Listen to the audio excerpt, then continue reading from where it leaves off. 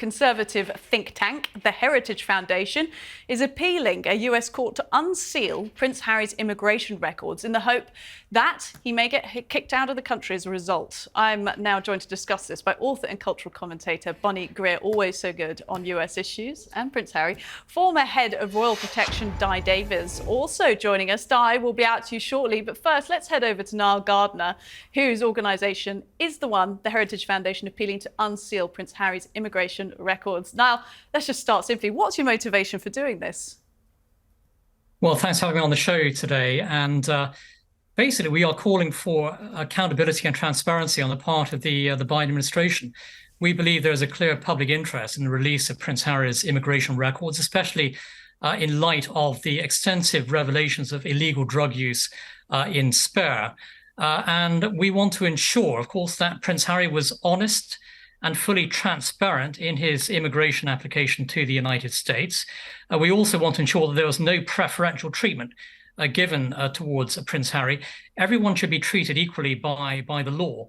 And the Heritage Foundation believes strongly in the robust application of immigration law. We have been the leading voice, I'd say, in the United States for many decades in support of strong application of US immigration laws.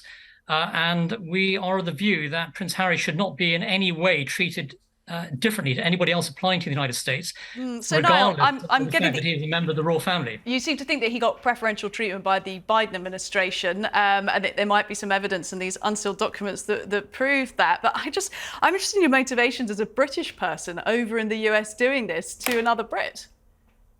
Well, British person, but I have US citizenship as well.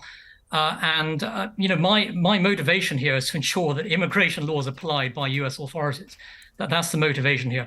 Prince Harry, of course, has become a huge public figure in the United States. He is a big figure on both sides of the Atlantic. He's a household name in America. There is intense public interest, actually, in this upcoming court hearing. And opinion polls have shown, produced by Newsweek, for example, that a majority of Americans want to see the release of Prince Harry's immigration record. So this has been very closely followed by millions of Americans. It's our view that no one should be treated in a preferential way here. The law should be applied equally to everybody, regardless of celebrity status or membership of the royal family. And Prince Harry should be treated no different, especially in light of the extensive drug use revelations that he made himself in Spare. No doubt there are extensive drug use revelations. Let's speak to another American citizen here in the studio in London, and also a British citizen well. And yes. Everything else in between. And of course, you don't speak on behalf of all Americans. No. You have your own views. But what's your reaction to Niall? Well, it's very fascinating to hear Niall actually describe a proxy war between the Heritage Foundation and the Biden administration with poor old Harry as the hostage. It's going to be really, really interesting to watch this roll out.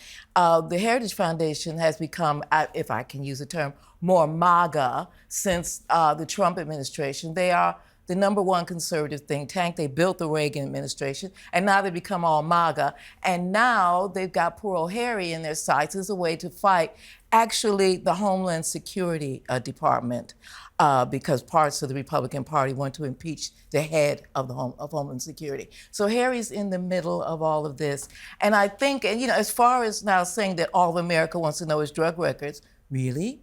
So I hopefully, for Harry's sake, that everything is sort of lined up as it should be, but I support the Department of Homeland Security's refusal to unseal the records because they don't do that. This is always at the discretion of the Immigration Department, the immigration officer, and so it's going to be an interesting battle.